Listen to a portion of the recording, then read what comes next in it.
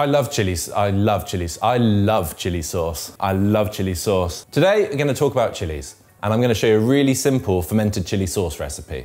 This is a great way of using up a summer glut of chilies, or if you just want to have a play and get into the field of fermentation, it's a really good place to start. You can make up a big batch, you can give it away as presents, or you can just keep it and use it throughout the year. I do this once or twice a year. It's a really great way of making sure you always have chili sauce in the house. It's one of my essential store cupboard ingredients. It's really good to, as a dressing, as a marinade. If you're making a big veggie stir fry, then you can make a lovely sauce out of it. It's also the base of making lots of other dips and dressings. It's fantastic. It sort of reminds you of the summer because you're basically just bottling and preserving whatever happened that summer, and then you can put it on your eggs. As I'm sure you know, there are hundreds of different types of variety of chili. They range from your classic looking traditional ones to your short squidgy ones. They range in taste and sweetness, and most importantly, they vary in ferocity and heat. So a really simple trick of deciding what chili to use in your dish is just match the origin of the chili with the origin of the dish. For example, Caribbean food, the Scotch bonnet often creates the backbone flavors to the dish. For more sort of Thai, Asian-y flavors, the bird's eye chili, the fingerling chili. It's hard not to think about Mexican food without the jalapeno pepper. That is just how important the variety of chili is. The basic principle of fermentation and what we're trying to achieve is we're going to create an environment where only beneficial bacteria can grow on what we're trying to ferment.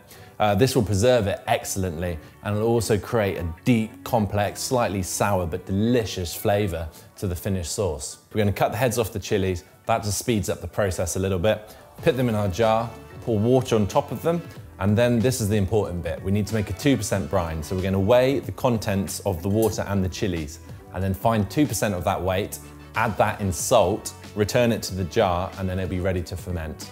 So you want to find somewhere with a nice stable temperature to put this, in like the corner of your kitchen, as long as it doesn't get too hot, as long as it's in not direct sunlight, then that'll be perfect. You'll know it's starting to ferment because it will start to bubble and maybe it'll go a bit cloudy. So don't worry about it. When it creates the gas, the kilner jar will actually burp and release the gas itself, which is why it's got that rubber seal. After that week period, what you want to do then is stick it in your fridge for another 2-ish weeks. What we're doing then is we're slowing down the fermentation just so it doesn't go too fast.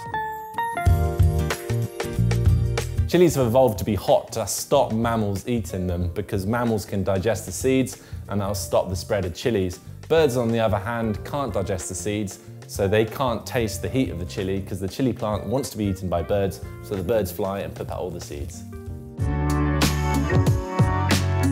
So it's been about 4 weeks since we started these. We're now in the middle of August, in the middle of the heat wave. These were at room temperature for about a week, and then I put them in the fridge for the last 2 to 3 weeks. The liquor's gone slightly cloudy. That's a good sign, don't worry about that. The intensity that the bubbles were being released from the chilies has diminished, so I reckon they're good to go. The main thing with ferments, if they don't smell good, don't put them in your mouth. These smell great. They've got that lovely sort of sour, slightly sharp fermented smell, so I know they're ready to go. The first thing we're gonna do is I'm gonna show you how to turn this into the chili sauce. Really simple. We're gonna decant the contents into a colander. We're gonna reserve the brine because we need that. We're gonna blitz the chilies, add a little bit of brine in until we get the desired consistency. For me, the main thing is I like to decant it into the little chili sauce bottles with the small pouring hole. So this is just a tad too viscous. So to solve that, just add a bit more of the brine and blend again, and you can get a thinner consistency. Like so.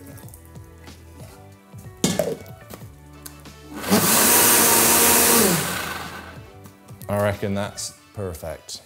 So this is your chili sauce. It's good to go as it is, or you can strain it. And the good thing about straining it is you can use the pulp for something else. So now we've got our chili pulp, I'm gonna make a really simple harissa paste. This is not a traditional harissa recipe. It's just a really good way of using up the byproduct of the chili sauce. So I've got some red onion, I've got some garlic, and I'm gonna start by frying it off in a generous amount of olive oil. Oh, there we go. So the next thing we do is we add the spice mix, cumin, coriander, and caraway seeds. You get that in, and you just want to fry that off. It will sort of dry out the mixture a little bit, don't worry about that. Next, get the chili pulp. Just gonna add it all. If you don't like super hot things, just add less chili pulp, simple as that. Get it in, give it a mix, and it'll go this lovely red color. Turn off the heat, finish with a squeeze of lemon, some salt, some pepper, and that's your harissa paste. Now this goes great with anything grilled, so you can grill some squash and put it on, or some meat, and it's delicious. It's a great thing, it'll last for ages in the fridge. So the next thing we're gonna do with our chili sauce is we're gonna make a sriracha. It is a fermented sauce, but it's just like a sweetened, slightly thick chili sauce. So we're gonna start by getting a hot saucepan, boil up our chili sauce, so just bring it up to the boil. I'm only gonna use half so I can retain some of the chili sauce just to have as is. Next you want a couple of tablespoons of white vinegar, about that. And then you want about, for this, maybe 3 tablespoons of brown sugar. Just get it in. So once it's at a boil, what you want to do, turn it off the heat and allow it to cool down. And because of the sugar, as it cools down, it will thicken into that sort of squeezy sauce consistency. So there you have it. You got your fermented chili sauce, the harissa paste made using the pulp, and a sriracha sauce. If you've liked what you've seen, leave us a comment, or if there's any other vegetable you'd like to see us talk about, cook, or prepare, then let us know. Hit the notification bell and stay tuned for more weekly videos.